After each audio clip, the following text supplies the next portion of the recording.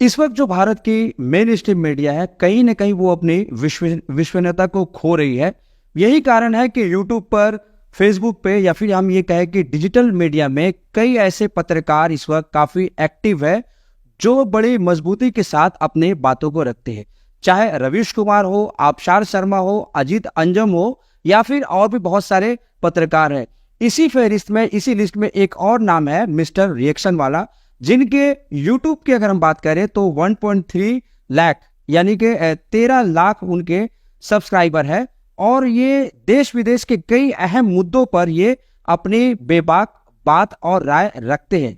हाल ही में इन्हें work foundation की ओर से इनके सोशल काम को देखते हुए अवार्ड से भी नवाजा गया। सबसे पहले ये बताएं कि मिस्टर रिएक्शन वाला, आपने ये नाम क्यों चुना? मिस्टर रिएक्शन वाला नाम के पीछे जो सबसे बड़ा मकसद था मेरा वो रिएक्शन था। मैं ख़बरों पर अपनी राय रखना चाहता था, रिएक्शन देना चाहता था। इस वजह से मैंने इसका नाम बड़ा सिंपल रखना चाहा, मिस्टर रिएक्शन वाला।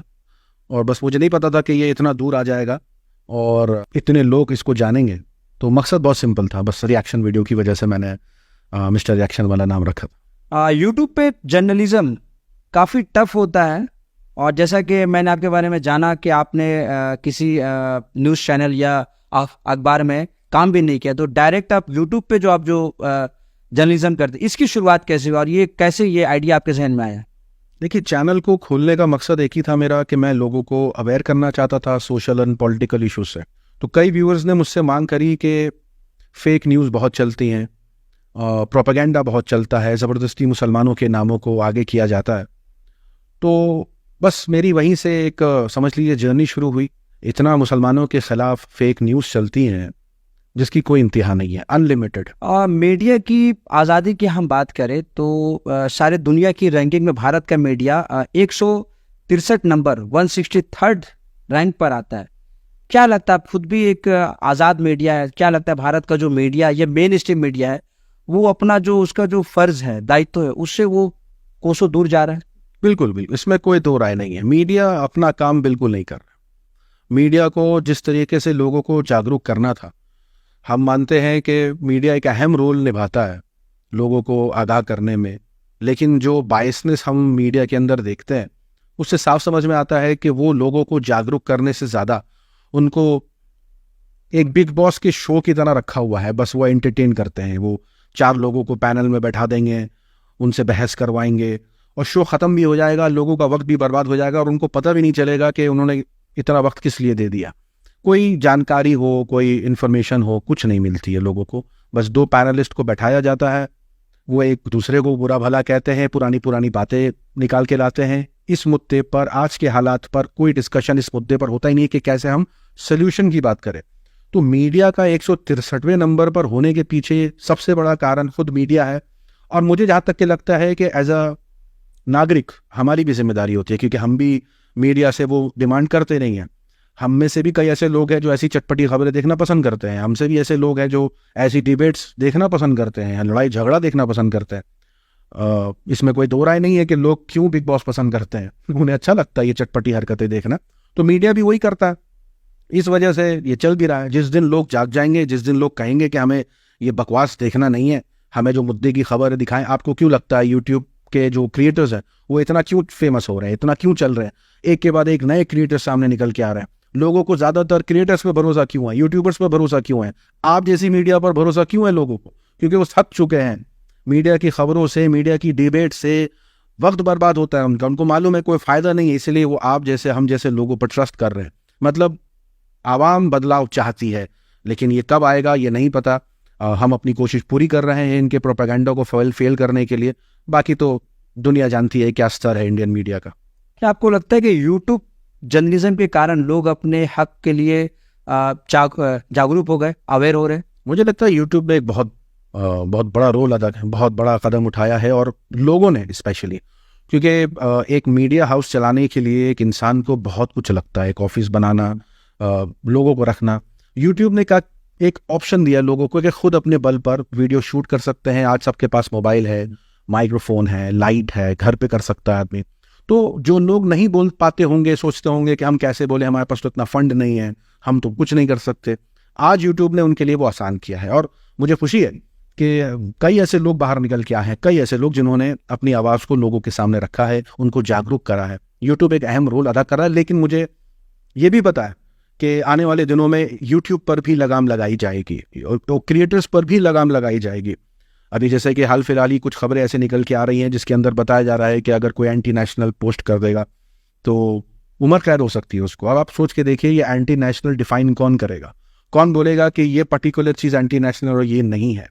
तो इतना ज़रूर पता है कि सोशल मीडिया है ज़रूर, लेकिन अब वक्त के साथ साथ इस पर भी लगाम लगाने की कोशिश की जा रही है। डिजिटल प्लेटफॉर्म में आप हम सभी न्यूज़ बनाते हैं, कितना मुश्किल होता है? क्योंकि आमतौर पे देखा जाए तो हम लोग खबरें बनाते हैं, लेकिन उसके अवज़ में मोस्ट ऑफ द टाइम हम लोग को ऑनलाइन बुलिंग मिलता है, हैरेसमेंट होता है, केसेस का सामना करने पड़ता है। आपको भी करना पड़ा है, हमारे साथ भी हुआ है। तो इसको किस तरह से हम लोग डील करें? देखिए, हमारा काम आसान नहीं है। हम जो काम कर रहे हैं वो सरकार को अच्छा नहीं लगेगा, वो कई सपोर्टरों को अच्छा नहीं लगेगा, और जाहिर सी बात है हमारा एक रिस्की काम है। हम समझ लीजिए अपनी जान पर खेल करके ये काम करते हैं। लोगों की नज़रों में एक वीडियो ही तो बनाना है, लोगों की नज़रों में क्या ही करते होंगे, माइक हाथ में ले लिया, बोल दिया। लेकिन हमें मालूम है कि हम लोगों को जागरूक करने के लिए, उनको जगाने के लिए, उनको सच बताने के लिए जो रिस्क हम लेते हैं, हमें वैसा सपोर्ट नहीं मिलता है जैसा हम चाहते हैं। और कहीं ना कहीं मुझे लगता है कि जैसे जैसे वक्त के साथ साथ लोग जागरूक हो रहे हैं, हो सकता है लोग सपोर्ट भी करें। क्योंकि अभी आपको याद होगा कि एक बिल आया था, सरकार ने एक बिल पास किया था जिसके अंदर जो कानून थे वो ये ऐसे थे कि आपको अपनी प्राइवेट इन्फॉर्मेशन शेयर करनी पड़ेगी, एक ऑफिसर रखना पड़ेगा, कई चीज़ें आपको करनी पड़ेंगी अगर आपको यूट्यूब पर काम करना है तो। लेकिन वो बिल को कैंसिल कर दिया गया। अक्टूबर में उस बिल को दोबारा से लाने की बात चल रही है। तो इतना ज़रूर है कि मुश्किल बहुत है, आसान नहीं है। लेकिन अब जिसको लड़ाई पसंद आ जाए उसके लिए फिर छोटा बड़ा क्या है। क्या आपको लगता है कि मैंने जिस तरह से नाम लिया, रवीश कुमार, अजीत अंजुम, आबशार शर्मा, और भी बहुत सारे लोग हैं, ध्रुव राठी बहुत अच्छा काम कर रहे, बहुत सारे लोग हैं जो मेन स्ट्रीम मीडिया में कभी थे, वो लोग वहाँ पे शायद उतने वोकल नहीं थे। इस वक्त यूट्यूब चैनल के जरिए अपने दिल की बात लोगों तक पहुँचा रहे और लोग देख भी रहे। उनका हर एक वीडियो लाखों में लोग देखते हैं। तो क्या लगता है कि लोग जो है मेन स्ट्रीम मीडिया से अब उनको जान चुके, और जो डिजिटल मीडिया पे जो असल पत्रकारिता जिसको हम लोग देख रहे हैं, इसकी तरफ लोग ज़्यादा देख रहे हैं? बिल्कुल, देखिए मेन स्ट्रीम मीडिया का अब कोई भरोसा नहीं है, ठीक है। उनका पूरा एक सेटअप चल रहा है, और जो इंडिपेंडेंट पत्रकार आज इंडिपेंडेंट पत्रकार हो गए हैं, लेकिन वो पहले किसी चैनल पर काम किया करते थे। लेकिन मुझे लगता है कि जैसे कि मैंने बार बार बताया कि इस पर भी लगाम लगाने की कोशिश की जा रही है। लोग सच जानना चाहते हैं।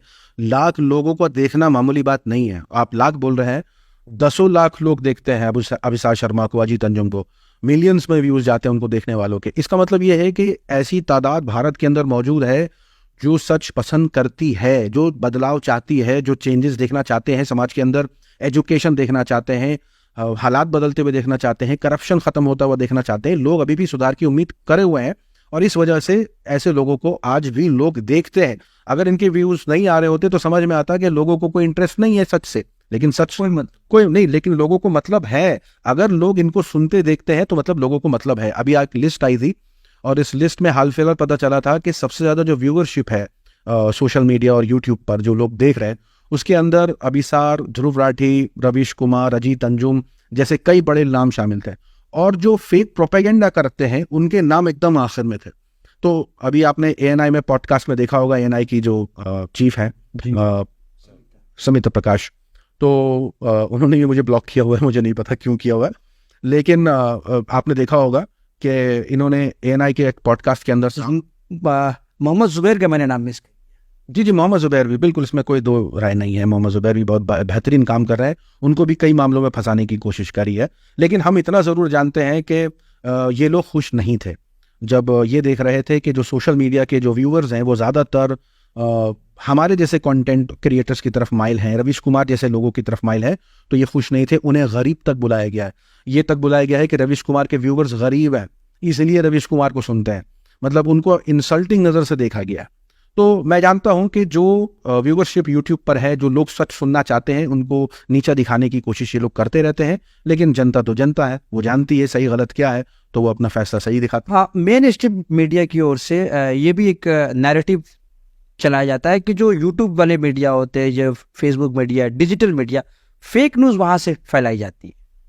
देखिए, इसमें तो कोई दो राय नहीं है, फेक न्यूज़ फैलाई जाती है। और फेक न्यूज़ जो मैंने ज़्यादा ऑब्जर्व करा है, जहाँ तक कि पॉलिटिकल लीडर्स के खिलाफ जो फेक न्यूज़ फैलाई जाती है, उस पर तो वो थोड़ा सा अपना संयम रखते हैं, क्योंकि उनको मालूम है कि लीगल एक्शन से उनको सामना करना पड़ेगा।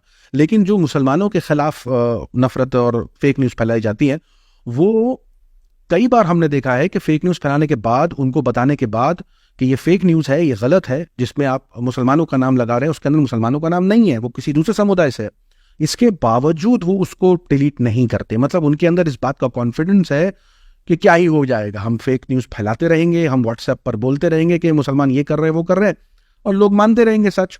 तो मेरे जैसे कई लोगों का चलने के और नाम बनाने के पीछे कारण ही ये है कि हमने ऐसे प्रोपेगेंडा करने वालों के खिलाफ आवाज़ उठाई है, और लोगों ने इस वजह से हमें पसंद किया है। प्रोपेगेंडा दो राय नहीं है, होता है, लेकिन इसका इलाज लोगों को ही करना पड़ेगा, क्योंकि आपके पास कोई भी खबर आती है व्हाट्सएप में, फेसबुक पर, कई लोग ऐसे होते हैं उसे सच मान लेते हैं। और अभी जैसे हाल फिलहाल एक खबर निकल के आई थी, जो एक जाने माने एक्टर थे, श्रेयस तलपड़े, उनके बारे में ये चल रहा था कि उनकी मौत हो गई है, लेकिन फिर बाद में बेचारे एक्टर ने कहा कि नहीं भाई, मैं जिंदा हूँ। तो कई लोगों ने अपने स्टेटस में लगा लिया उसको कि वो मर गए।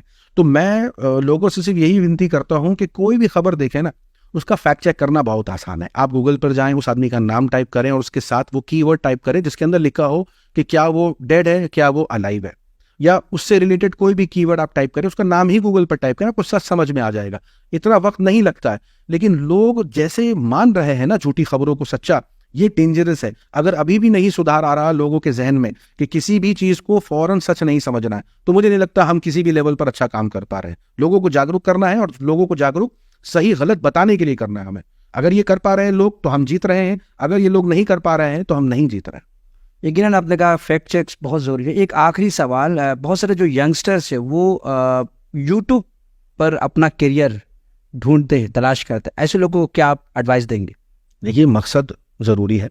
मैंने कई ऐसे लोगों से बात करी है जो यूट्यूब पर कुछ करना चाहते हैं, लेकिन ज़्यादातर लोगों का मकसद, क्या यूट्यूब फ्यूचर हो सकता है? बिल्कुल हो सकता है, बिल्कुल हो सकता है। और जैसे कि मैं कह रहा था कि कई लोगों से मेरी मुलाकात हुई है, और मैंने ज़्यादातर लोगों का मकसद पैसा देखा। तो अगर उनका मकसद पैसे से हट करके कोई लक्ष्य को प्राप्त करना हो जाए कि मैं ये पैशन में ये अचीव करना चाहता हूँ, कोई भी किसी भी फील्ड में हो सकता है। आप व्लॉगिंग करो, आप खाना वाला वीडियो बनाओ, कुकिंग करो, आप ट्रैवलिंग करो, कुछ भी आप करना चाहते हो लाइफ में, आपका एक गोल होना चाहिए। अगर आपके पास गोल नहीं है तो एक वक्त के बाद आप थक जाओगे, आपके पास व्यूज नहीं आएंगे, आप डिमोटिवेट हो जाओगे, बोलेगे अब छोड़ दो 4 महीने बाद। लेकिन वो इंसान जिसका एक लक्ष्य होता है, मैंने भी जब यूट्यूब पर शुरुआत करी थी तो पहले दिन से कोई व्यूज नहीं आने लगे थे, मुझे लगभग 3 साल लगे। 2017 से शुरुआत करी थी, 18, 19, 17, 18, 19 में जाकर के मेरे चैनल पर इस लेवल पर ऑडियंस आई कि उन्होंने सुनना शुरू करा। शुरू में तो हमें यही सीखना पड़ता है कि हम बोले कैसे। कई लोगों में इतना ही कॉन्फिडेंस नहीं होता बोलना कैसे है, तो अपने आप में कॉन्फिडेंस जगाने के लिए लगे रहना पड़ता है। यूट्यूब पर आप ढेरों वीडियो देख लेंगे, उसमें आपको सिखाया जाता है कैमरे पर कैसे बोलना है। पहले बोलना सीखें, फिर आपको एडिटिंग सीखने को मिलेगी तो एडिटिंग सीखें, और ये सब कुछ किसी लक्ष्य के लिए सीखें कि मुझे समाज के अंदर कुछ बेहतरी लानी है। कई लोग होते हैं, मिसाल के तौर पर जैसे हमारे शहर में बिरयानी मिलती है, अब हो सकता है आप बिरयानी खा खा के बोर हो गए, आप बोले भाई मेरे पास जो डिश है ना वो इन सबसे अच्छी है, मैं चाहता हूँ लोग इसको ट्राई करें। तो जब आप ये मकसद बनाएंगे कि मैं चाहता हूँ लोग नई बिरयानी का टेस्ट ट्राई करें, तो उससे रिलेटेड एक वीडियो बनाएं, न्यू स्टाइल बिरयानी। जब आप समाज को बदलने, सुधार करने के लिए कुछ करेंगे तो आपका लक्ष्य बनेगा।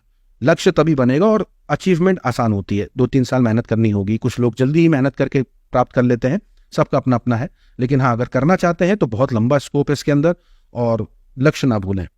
हिंदुस्तान की खबरें भारत के बाहर लोगों को दिखाते हैं, और विदेश की खबरें भी आप यहाँ के लोगों को दिखाते हैं। बंगाल की खबर अगर आप करने का जब कुछ रहता तो आप उसको किस तरह से देखते हैं? देखिए, मैं कैलकाटा से ही हूँ, मैं यहीं पैदा हुआ, यहीं पला बड़ा, यहीं पढ़ाई करी। मेरे काम के सिलसिले में मुझे ट्रैवल करना पड़ता है। मैं कभी दिल्ली में रहता हूँ, कभी हैदराबाद में, कभी मुंबई में। तो जब भी मैं ट्रैवल करता हूँ और मुझे जानना होता है मेरे घर में क्या हो रहा है, तो मैं हालात बंगाल और न्यूज़ टेक इंडिया ही देखता हूँ। ये 2 ऐसे चैनल हैं जिसके अंदर मुझे पूरी खबरें मिल जाती हैं कि वेस्ट बंगाल में क्या चल रहा है। छोटी से छोटी खबर हो, बड़ी से बड़ी खबर हो, मेरी नज़र चैनल पर रहती है। और मैं शुक्रगुजार हूँ आप लोगों का कि आपने आसान भाषा में न्यूज़ को रखने की कोशिश करी। लोग जो नहीं जानते थे वो आज जानते हैं कई चीज़ों को। तो इसका मैं बहुत शुक्रगुजार हूँ। और मेरे जैसे लोग जो कभी कभी अपने शहर से दूसरे शहर में रहते हैं, उन तक भी वो जानकारी पहुँच पाती है। तो बहुत बहुत मुबारक और बहुत बहुत शुक्रिया आप लोगों का इस काम को करने के लिए। और मैं मानता हूँ कि अच्छी सीधी सादी साफ सुथरी खबर, फालतू की बहस नहीं होती चैनल पर। अपने काम से मतलब, न्यूज़ देखी, समझ में आ गया क्या हुआ, अपने काम से मतलब रखो। घंटों बैठ करके डिबेट नहीं देखना। हालांकि बंगाल और न्यूज़ टेक इंडिया बहुत अच्छा काम कर रहे हैं, मुझे बहुत खुशी है इस बात से।